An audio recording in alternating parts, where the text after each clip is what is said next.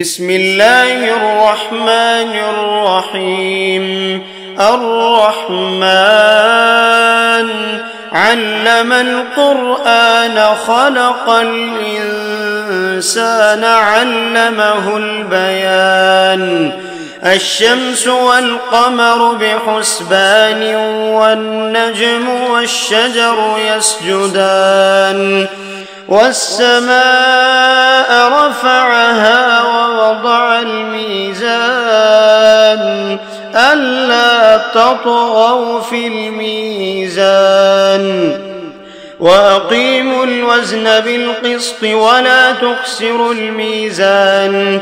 والأرض وضعها للأنام فيها فاكهة والنخل ذات الأكمام والحب ذو العصف والريحان. فبأي آلاء ربكما تكذبان؟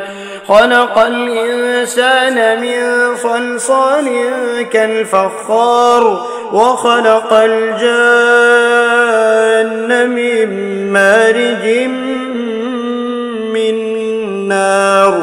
فبأي آلاء ربكما تكذبان؟ رب المشرقين ورب المغربين. فبأي آلاء ربكما تكذبان؟ مرج البحرين يلتقيان بينهما برزخ لا يبغيان.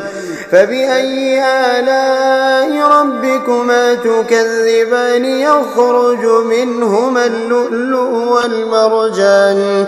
فبأي آلاء ربكما تكذبان؟ وله الجوار المنشآت في البحر كالأعلام. فبأي آلاء ربكما تكذبان؟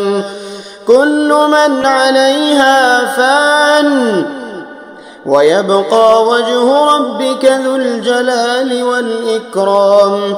فبأي آلاء ربكما تكذبان؟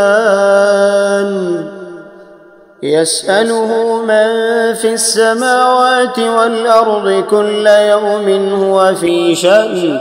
فبأي آلاء ربكما تكذبان؟ سنفرغ لكم أيها الثقلان. فبأي آلاء ربكما تكذبان؟ يا معشر الجن والإنس إن استطعتم أن تنفذوا من أقطار السماوات والأرض فانفذوا لا تنفذون إلا بسلطان. فبأي آلاء ربكما تكذبان؟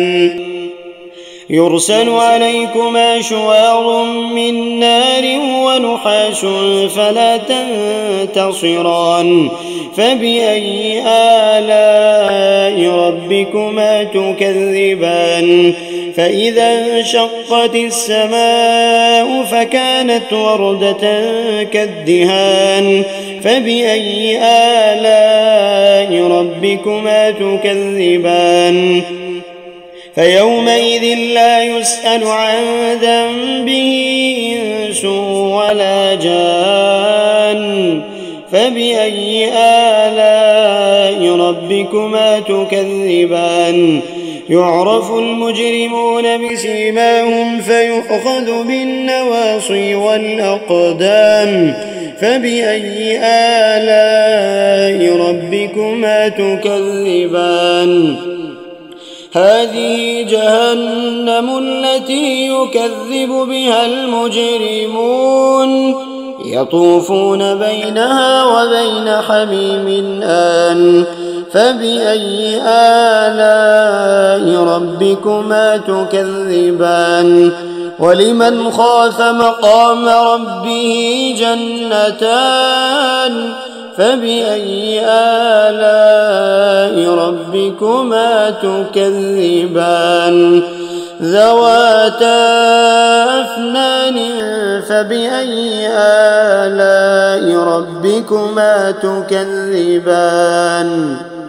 فيهما عينان تجريان فبأي آلاء ربكما تكذبان فيهما من كل فاكهة زوجان فبأي آلاء ربكما تكذبان متكئين على فرش بطائنها من استبرق وجنى الجنتين دان فبأي آلاء ربكما تكذبان فيهن قاصرات الطرف لم يطمثهن إنس قبلهم ولا جان فبأي آلاء ربكما تكذبان كأنهن الياقوت والمرجان فبأي آلاء ربكما تكذبان هل جزاء الإحسان إلا الإحسان فبأي آلاء ربكما تكذبان ومن دونهما جنتان فبأي آلاء ربكما تكذبان مدهامتان فبأي آلاء ربكما تكذبان فيهما عينان نضاختان فبأي آلاء ربكما تكذبان فيهما فاكهة ونخل ورمان فبأي آلاء ربكما تكذبان فيهن خيرات حسان فبأي آلاء ربكما تكذبان حور مقصورات في الخيام فبأي آلاء ربكما تكذبان لم يطمثهن إنس قبلهم ولا جان فبأي آلاء ربكما تكذبان متكئين على رفرف